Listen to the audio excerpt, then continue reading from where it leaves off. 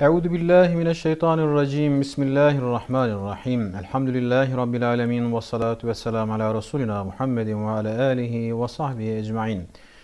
Değerli izleyiciler, muhakemat okumalarına inşallah devam ediyoruz. Üstad şöyle diyor: Ey benim şu kitabıma imanı nazar eden zat, malumun olsun bu kitapla istediğim hizmet budur.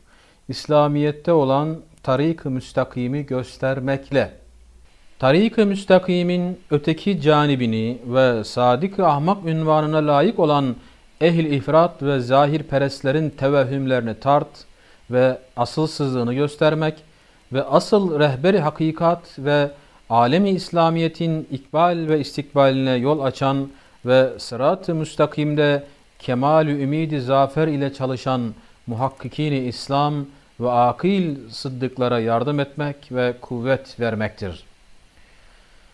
Tarik-ı müstakimin istikametli yolun öteki canibini, öteki tarafını ve sadık-ı ahmak, ahmak dost ünvanına layık, yani öyle denebilecek ehli ifrat, yani aşırılığa sapanlar ve zahirperestler, sadece dışa göre, surete göre hükmedenler, tevehhümlerini tard etmek, yani onların kuruntularını tard etmek, yani çürütmek, kovmak ve asılsızlığını göstermek ve asıl rehberi hakikat ve alem İslamiyet'in ikbal ve istikbaline yol açan, yani geleceğine, gelecekteki işte o zaferine, yüceliğine yol açan ve sırat-ı müstakimde kemali ümidi zafer ile çalışan, tam zafer ümidiyle çalışan muhakkikini İslam, İslam'ın muhakkikleri, hakikatleri araştıran İslam alimleri, yani delilleri ortaya çıkaran kişiler demek.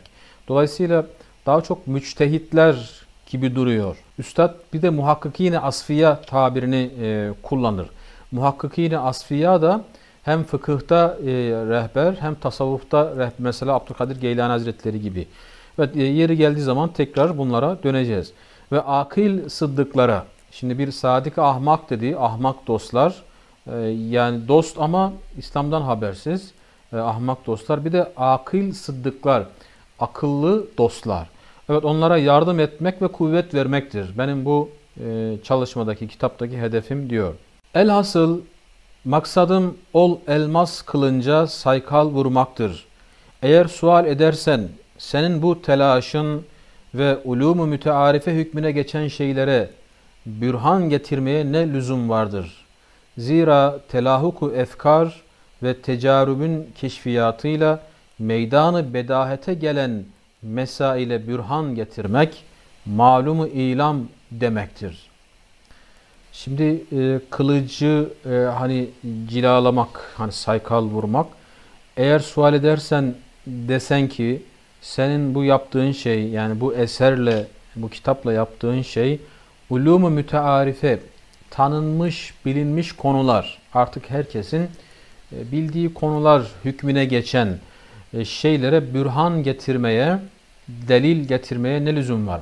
Şimdi bürhan da Arapça, delil de Arapça ve burhanla delilin ne farkı var? Bunu ileride inşallah göreceğiz. Çünkü bürhanın da çeşitleri var ki Üstad da değinecek o çeşitlere. Bürhan geniş bir konu. Yeri geldiği zaman tekrar döneceğiz ona. Bürhan getirmeye, herkesin bildiği konulara delil getirmeye ne gerek var?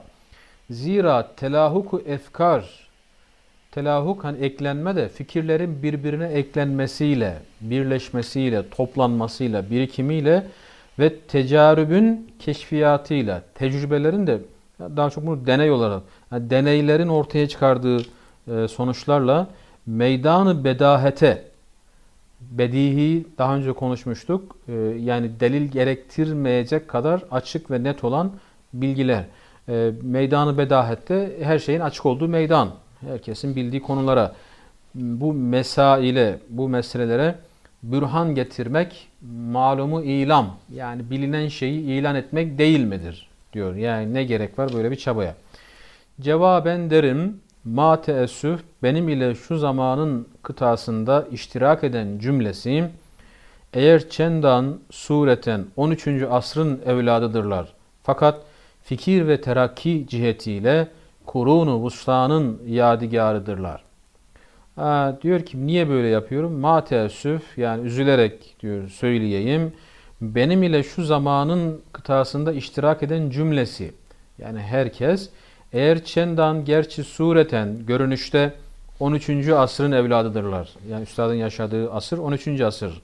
Yani bundan bir önceki asır 13. asrın evladıdırlar görünüşte, ama fakat fikir ve terakki cihetiyle, evet Hicri 13. asır diyeceğiz. Fikir ve ilerleme yönüyle. Şimdi ilerleme, terakki derken maddi anlamda değil, manevi anlamda terakki.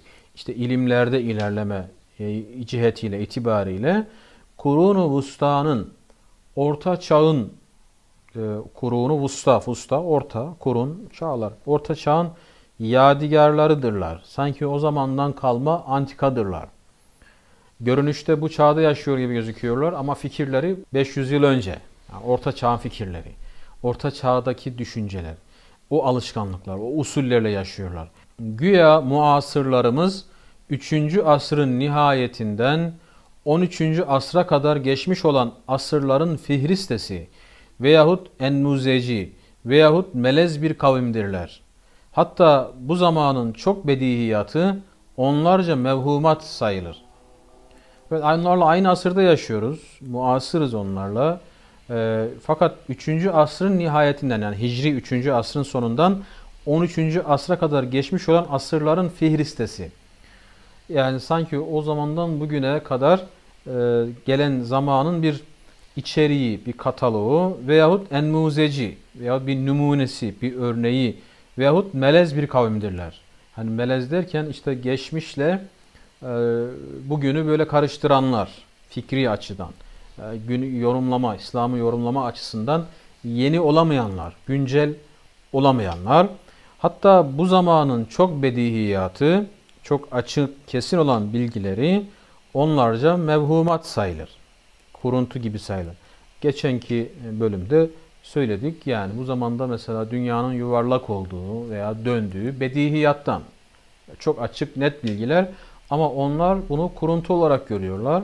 Bunun gibi bilgiler, bunun gibi örnekler çok ki üstad gelecek. Biz de yeri geldiği zaman söyleyeceğiz. Mukaddeme. Bu kitap 3 makale ile 3 kitap üzerine müretteptir. Birinci makale unsur hakikatin veyahut bazı mukaddemat ve mesail ile İslamiyet'e saykal vurmanın beyanındadır. Evet, bu muhakkemat eseri diyor.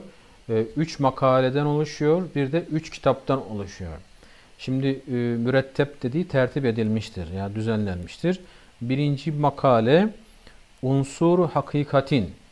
Hakikat, yani Kur'an ve sünnetin unsurları, esasları. Unsur, hakikat derken tabi şüphenin zıttı olarak şüpheye karşı olan şeyler. Onlarla ilgili birinci makale veyahut bazı mukaddemat, yani bazı ön sözler, girişler gibi ve mesail ile, bazı meseleler ile İslamiyet'e saykal vurmanın, yine saykal kelimesini kullandı. Yani cila vurmanın, parlatmanın beyanındadır. Onunla ilgilidir. İkinci makale unsuru belagatı keşfeder. Üçüncüsü unsuru akide ile ecvibe-i Japoniye beyanındadır. Kitaplar ise Kur'an'da işaret olunan İlmus Sema, İlmül Arz ve İlmül Beşeri tahkik ile bir nevi tefsirdir. Evet, ikinci makalede unsur belagat dedi. Yani belagatın unsurları, belagattan bahsedecek. İşte belagat derken beyanı anlıyoruz, meaniyi anlıyoruz, bediyi anlıyoruz. Tabi belagat detaylı bir konu.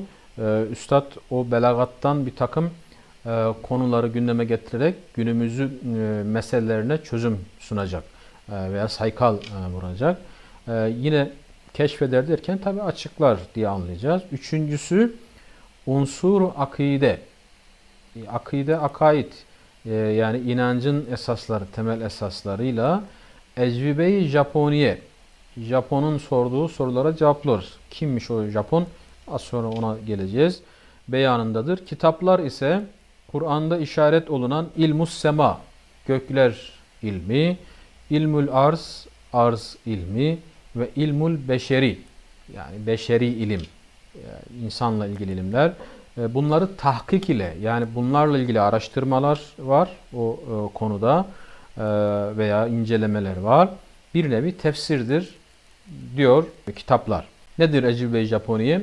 Japon Başkumandanı Mareşal Nogi 1907 senesinde İstanbul'a yaptığı ziyaret sırasında Bediüzzaman ile görüşüyor ve kendisine İslam diniyle ilgili önemli sorular soruyor. Yani o zaman demiş, benim bir takım sorularım var, bana kim cevap verebilir? Ve kendisini Bediüzzaman'a yönlendirmişler. Bediüzzaman'la görüşüyor ve ona sorular soruyor. O sorulara verdiği cevaplar hakkında, işte hani dedi ya kitaptaki konular.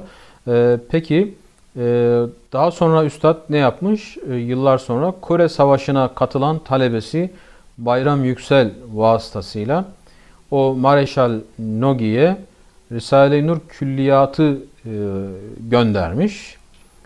Tabi aradan 1907 külliyatı gönderdiği tarihler veya işte Kore Savaşı'nın olduğu tarihler 1950'ler.